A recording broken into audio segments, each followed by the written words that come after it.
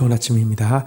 오늘도 우리 말씀을 향해 나아가십시다. 말씀 앞에 겸손하게 서고 또 말씀이 우리를 가르치고 또 우리를 이기도록 간구하며 나아갑시다. 데살로니가 전서 2장 13절에서 16절 말씀입니다. 13절 읽고 시작하겠습니다. 이러므로 우리가 하나님께 끊임없이 감사함은 너희가 우리에게 들은 바 하나님의 말씀을 받을 때에 사람의 말로 받지 아니하고 하나님의 말씀으로 받음이니 진실로 그러하도다. 이 말씀이 또한 너희 믿는 자 가운데서 역사하느니라. 바울은 데살로니가 성도들 생각할 때 끊임없이 하나님께 감사하게 되었습니다. 그런데 하나를 딱 집어서 왜 그렇게 감사하느냐라고 묻는다고 하면 오늘 읽었던 13절의 내용으로 대답을 하고 있습니다. 그것은 무엇이냐고 하면 하나님의 말씀을 이 바울 일행을 통하여서 받을 때에 사람의 말로 받지 않고 하나님의 말씀으로 받았다는 사실입니다. 여러분, 사실 바울은 자기 말에 대해서 모두 귀 기울여 주기를 원하고 자기 말이 부각되기를 원하는 사람이 아닙니다. 그리고 그 결과 자기가 뭔가 대단한 사람인 것처럼 특별 대우를 받기 원하는 사람도 아니었습니다. 앞에서 본 바대로 바울은 직접 자기 몸으로 일해서 생활비와 사역비를 벌고 특별 대우를 받는 것을 원하는 것이 아니라 도리어 아버지가 자녀를 위해서 수고하고 어머니가 자녀를 위해서 희생하듯이 하는 사람이었습니다. 그는 결코 교만하여서 모두 자기 말을 들어야 된다고 주장하고 떠벌리는 사람도 아니었습니다. 그럼에도 불구하고 데살로니가 성도들이 말씀을 받을 때 하나님의 말씀으로 받은 사실에 대해서 끊임없이 감사하는 이유는 무엇이냐고 하면 우리 13절 내용에 보니까 진실로 그러하도다라는 표현이 있습니다. 정말로 자기는 부족할지 모르지만 그의 입을 통하여서 선포되어진 말씀이 하나님의 말씀이 맞았기 때문에 하나님의 말씀을 하나님의 말씀으로 받아들인 것에 대해서 기뻐하고 있는 것이고요. 또 한 가지는 이 말씀이 또한 너희 믿는 자 가운데서 역사하느니라 라고 되어 있는데 하나님의 말씀을 하나님의 말씀으로 받아들일 때에만 그들 속에서 살아 역사할 수 있기 때문에 그렇습니다. 사실 데살로니가 성도들이 정말 짧은 기간 바울과 만났지만 교회가 무너지지 않고 아름다운 열매를 맺을 수 있었던 이유가 무엇일까요? 그들이 말씀을 들을 때 하나님의 말씀으로 받아들였고 그 생명의 씨앗이 그들 속에 들어와서 생명의 역사를 일으키고 있었기 때문에 이와 같은 일이 가능한 것이었습니다. 부탁합니다. 우리가 하나님의 말씀을 받는 특권을 받은 사람들입니다. 그런데 하나님의 말씀으로 받지 않고 사람의 말로 받아들인다고 하면 이것은 무슨 윤리나 이것은 무슨 역사 이야기에 지나지 않고요. 그냥 들어서 좋은 이야기 정도에 지나지 않을 것입니다. 여러분, 세상에 얼마나 유튜브만 틀어도 얼마나 유용한 이야기, 재미있는 이야기 혹은 앞으로 참고해야 되겠네 하는 이야기들이 많습니까? 그게 여러분 삶을 변화시키던가요? 잘 변화시키지 않지 않습니까? 말씀을 그 정도로 받아들이면 여러분 말씀 역시 우리를 변화시킬 수 없습니다. 그런 말씀을 하나님의 말씀으로 받아들일 때에는 그것이 진실로 하나님의 말씀이라고 하면 우리를 변화시키는 능력이 있습니다. 하나님의 말씀을 하나님의 말씀으로 받아들이는 저와 또 여러분들 되기를 주의 이름으로 부탁드립니다. 14절입니다. 형제들아, 너희가 그리스도 예수 안에서 유대에 있는 하나님의 교회를 본받는 자가 되었으니 그들이 유대인들의 고난을 받음과 같이 너희도 너희 동족에게서 동일한 고난을 받았느니라. 자, 이 데살로니가 성도들의 모습을 격려하기 위해서 바울은 한 가지 특별한 비유를 하고 있는데요. 너희들의 모습은 마치 유대에 있는 예루살렘에 있는 유대 교회 성도들의 모습과 같다. 예루살렘에서 초대교회가 시작되었지 않습니까? 초대교회 성도들의 모습과 같다. 지금 이렇게 이야기를 하고 있습니다. 왜 그렇습니까? 유대에 있는 유대 기독교인들은 동족들로부터 정말 극심한 박해를 받고 있었는데요. 데살로니가 성도들 역시 복음을 받아들임으로 말미암아 그들의 동족에게서 극심한 박해를 받고 있었는데 바로 이 점 다시 말하면 그들 이 복음 때문에 받고 있는 동일한 고난이 그들이 예루살렘 교회와 동일한 교회, 초대교회와 동일한 교회라고 인정받을 수 있는 근거다라고 말하면서 그들을 위로하고 있는 것입니다.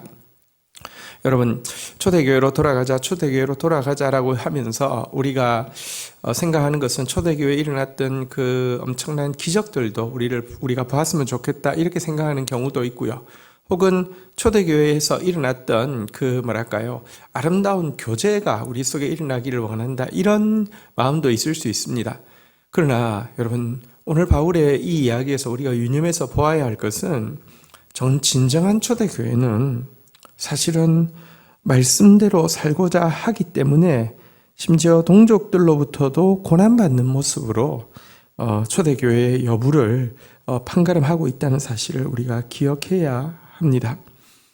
말씀 때문에 받는 고난이 무엇입니까? 말씀이 들어와서 나를 괴롭히고 있는 부분이 무엇입니까?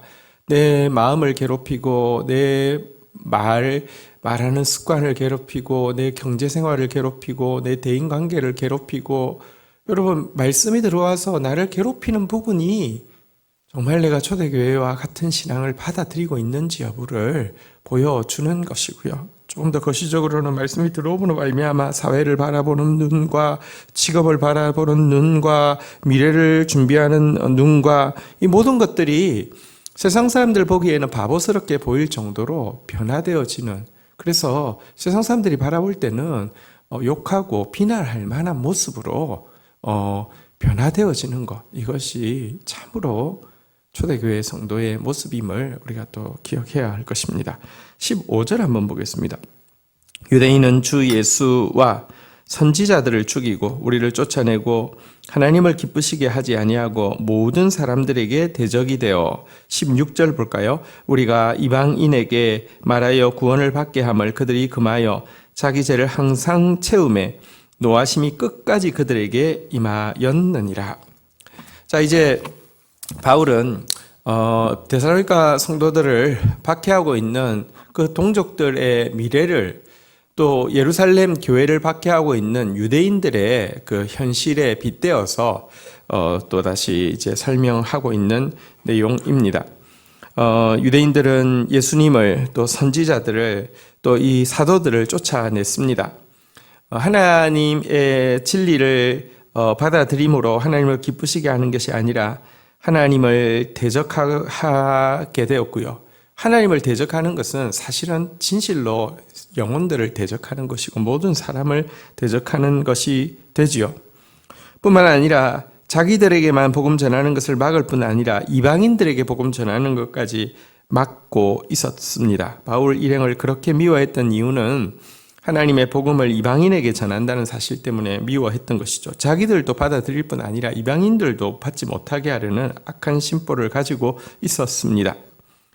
이들의 모습에 대해서 자기의 죄를 항상 채움에 노하심이 끝까지 그들에게 임하였다라고 바울은 평가하고 있습니다. 진노의 분량을 가득 채웠고 결국은 이제 엄중한 심판을 받게 되었다는 것입니다.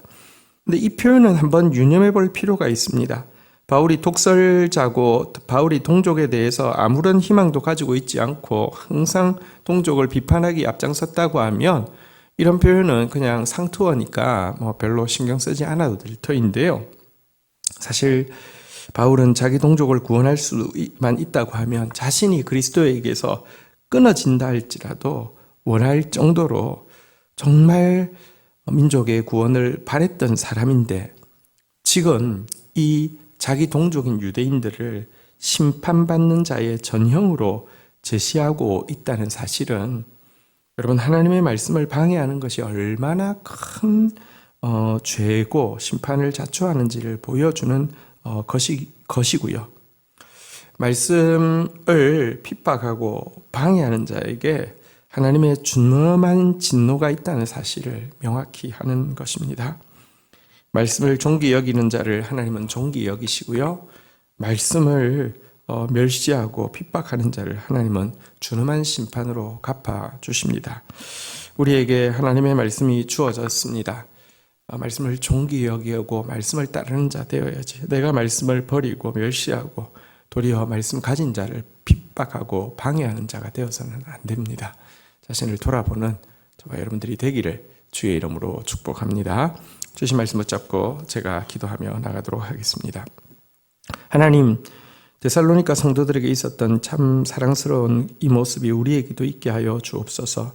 진실로 하나님의 말씀을 받을 때에 사람의 말로 받지 아니하고 하나님의 말씀으로 받음으로 말미암아 살아 움직이는 말씀의 역사를 경험하는 자 되어질 수 있도록 은총을 베풀어 주시옵소서. 참된 교회의 지표, 초대교회를 따라가는 지표가 그들과 동일한 고난을 받는 것임을 보게 됩니다. 말씀 때문에 받는 고난이 있게 하여 주시옵소서. 말씀대로 살고자 함으로 말미암아 받는 고난이 있게 하여 주시옵소서. 말씀을 존귀 여기지 않고 핍박하고 방해하는 것이 얼마나 준엄한 진노를 불러일으키는지를 저희들이 기억하게 하여 주시고, 오늘도 말씀을 존귀 여기다가 하나님께 존귀 여김 받는 사람 되게 인도하여 주옵소서. 예수 그리스도의 이름으로 기도 올립니다. 아멘.